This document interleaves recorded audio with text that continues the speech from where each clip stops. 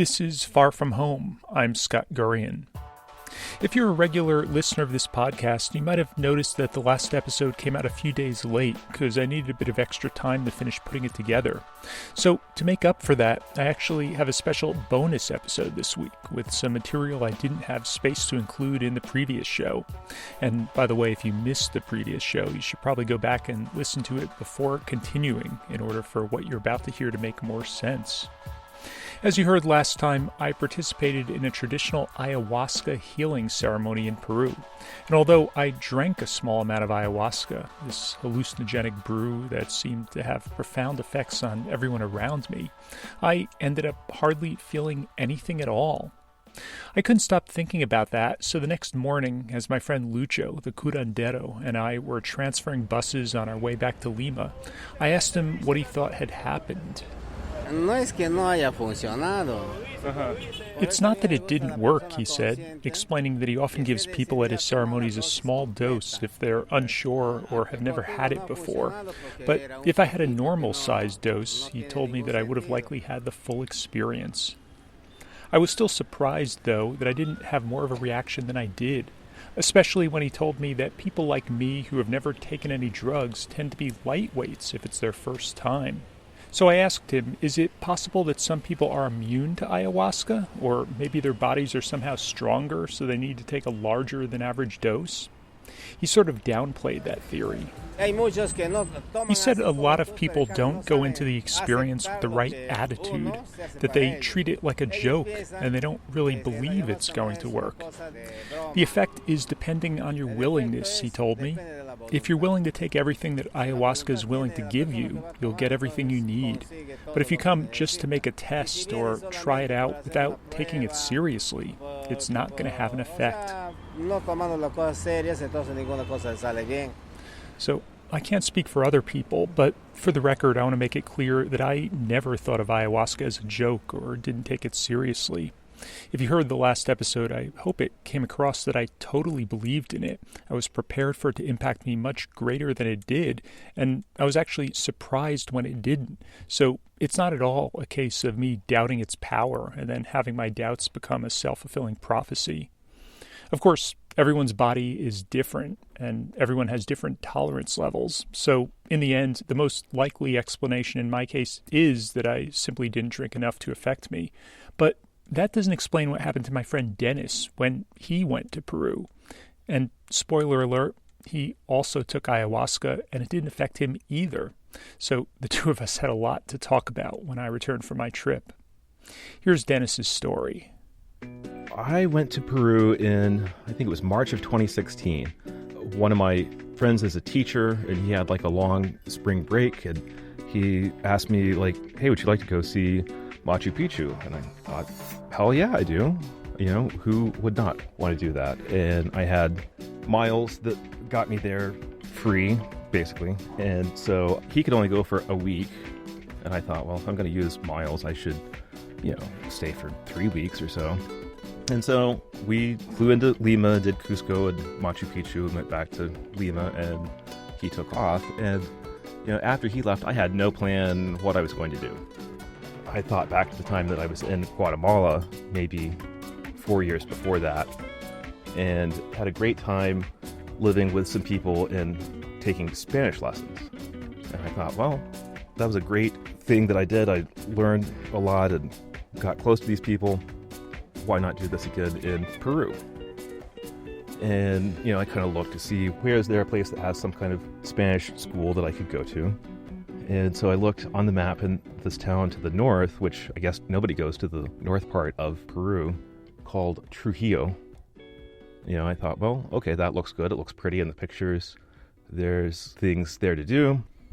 So I took the bus overnight through the desert to get up there, 9 hours on a bus, and arrive in the bus station Easter Sunday. And this very nice family came and picked me up.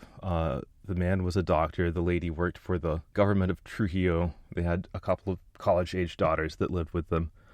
And it all seemed fine. Like, I kind of spoke my bad Spanish, and they kind of looked at me like kind of curiously like I was a talking dog, like they didn't really understand anything I was saying. But isn't it nice that this person can at least pretend to say words even though they don't mean anything? And so, these nice people fed me when we got back to their house. And then they said, Buenos noches, and showed me to my room in the basement and locked this heavy iron latch across it so I couldn't get out. And they sent me to bed right after dinner. There was nothing to do other than like read books or lie down. And I didn't have any books with me. And so I was locked in the basement for that evening. I got up the next day. I had my lessons with this lady named Maria del Carmen. She had this kind of like gypsy air about her, and like her thing was like she wanted to go to the beach all the time. So we like went to the beach and practiced Spanish, and then I would come home at night and couldn't get into this house since these people wouldn't give me a key.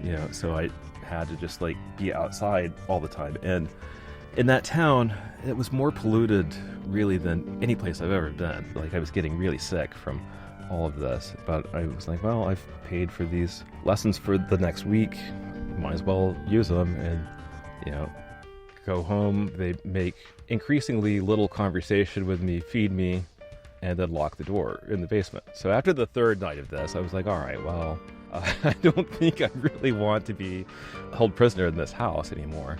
And so like the next day I said, well, I'm getting up to go to class, and packed all of my bags and took them with me and got a bus ticket to go back to Lima with, once again, no plan.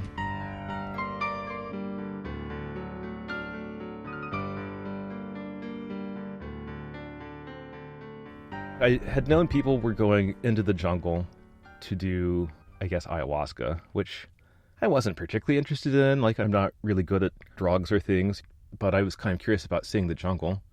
And like, well, that's a way to do it. And so I got online and bought a plane ticket from Lima to the town of Iquitos, which is the largest city in the world that you can't get to by road. You can only get there by air or by water. And it's in the middle of the jungle on the Amazon, and it was the rubber capital of the world in 1900. And so it has all of these beautiful late 1890s buildings that are just like crumbling in this tropical rainforest. And there's 100,000 people live in this town. And I found like an Airbnb and talked to my host and said, like, ayahuasca is something I'm kind of curious about. It's not my driving force to be here, but I'm curious about it. And she said, oh, well, that's really intriguing. I've got this friend that's a guide. And so I was like, well, I would like to meet him. And, there was a lot of time in between, and I had gone to go eat at a restaurant, and then the guide just suddenly appeared at my table. Like he just knew who I was somehow. And, we talked, and I was like, well, you seem nice enough. His name was Angel, and he was about 5'1" and looked like the Peruvian Lou Reed, basically. And so, we had gone back and forth on like what was his trip that he could offer, and so it was like getting on a boat, going about 3 hours down the Amazon to this like jungle town. And I thought, that sounds awesome. Like, I would love to do that.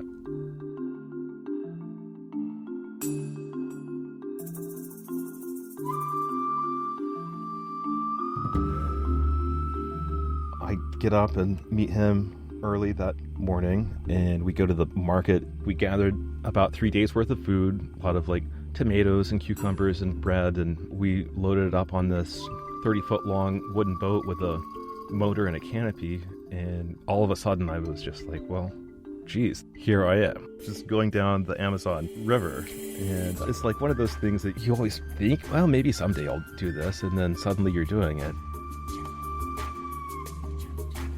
When we landed at this port, it was about a half-mile walk into the town. I really can't call it a town. It was like maybe 10 grass huts that were on stilts in this clearing in the jungle.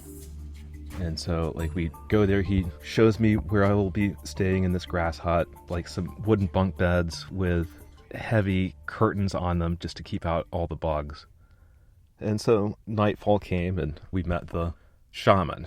And I don't know what you expect the shaman to look like, but there was this older man just in a plain white t-shirt and shorts.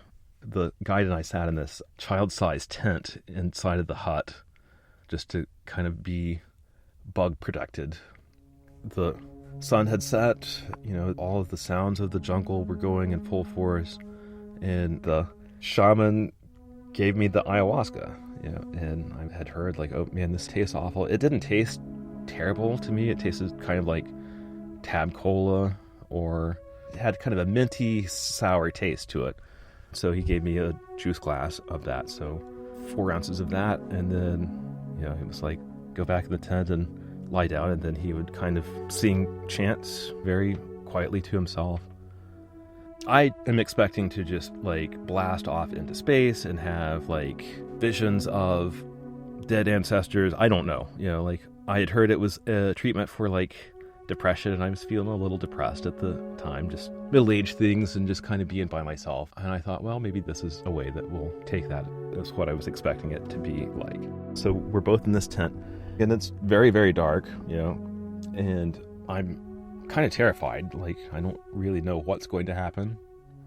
And really, I just kind of sat there for most of the night, occasionally puking, occasionally having to get up to use the bathroom.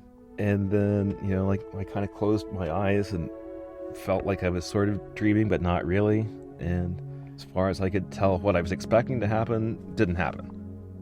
I felt like I didn't see any sort of like visions of jungle gods or whatever I thought it was going to be. I didn't see it. Felt a little disappointed, I guess. And like I kind of told the guide the next day, like, hey, I don't really feel like anything's going on here. And he was like, all right, well, you shouldn't do it 2 days in a row, but let's try it 2 days in a row. Maybe you need to purge out a lot more stuff. And some more people had come to this town that night. They were Germans.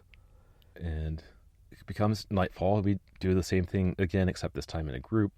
There was 4 of us and my guide and the shaman. I did ask for more on the second night. I probably drank, I don't know, I would say 6 ounces of it, maybe. And so it tastes completely different this time, like it was more bitter and sour. And it was just kind of in this like 2-liter jug, just like an old plastic jug that you'd have like Coke in, so you just kind of poured it out of this into a paper cup and handed it to people. And we drank that, and there was a window and I could see stars, and I kept trying to like focus on a star and feel like I was beginning to feel something, and just nothing particularly happened, once again. And I think the other people were kind of saying like, yeah, we didn't actually feel anything either. I don't know whether we weren't ready for it. I was telling one guy about this, and he was like, oh, things did happen, you just didn't notice that they happened, which is possible, I suppose. The next morning, the guide and this other guy that was in town, he was probably a little older and had a wife who was about 20, and they had a child who was 2, and the child's name was Yakson. So like the kid and I would like play catch. So his father used to be a shaman, but then he decided, I think I'm done with that. I'm going to do something else. And so like they felt bad that I wasn't having the intense experience that I didn't particularly want in the first place. So they got me up the next day at sunrise, and were like, we want to give you this spiritual bath. It's like, okay. And so they took me to this pond that was filled with lily pads that was in the place where we saw frogs and the tarantula the night before, and told me to take off all of the clothes that I had on, and like they washed my back with some soap and my arms, and then like they turned to me and they said, do your own ass and balls. Exactly those those words. And I was like, okay, yes please. So I would prefer to do my own ass and balls. And then they kind of led me naked through this like 20-foot wide clearing in the jungle, and they had laid out these kind of palm leaves, and they had this big mop bucket that they had made that had all of these flowers in it, and then they added like some kind of perfume to it, and they just kind of took cups and just poured this over my head slowly. just having this warm, beautiful smelling perfume just poured over me. And they just kind of walked off and said, dry yourself off in the sun. And so I stood there naked with the jungle 20 feet to my left that had the anacondas and the tigers and everything you could possibly be scared of right there. And then this pond to the right here that had God knows what else in it. And just exposed myself fully to the sun as it came up. It was just kind of being at peace with all the things that were close by me that could hurt me, that could kill me, that could eat me, and just kind of being exposed in such a way that I've never been exposed before, but it was the most peaceful and beautiful thing I've ever experienced. And I walked back into the camp, and the people that were there were like, oh, you smell so good. And I felt good. I felt clean for the first time in a long time. And having this sense of peace and calm, everything that you have to be scared of is there still, but you're going to be okay.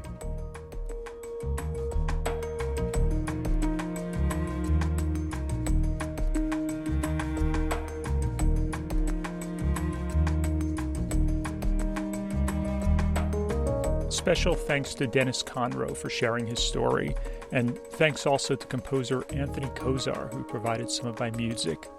If you've got any good travel stories of your own, please drop me a line at info@farfromhomepodcast.org, because I'd love to hear them. I'll be back soon with another full episode. Thanks for listening.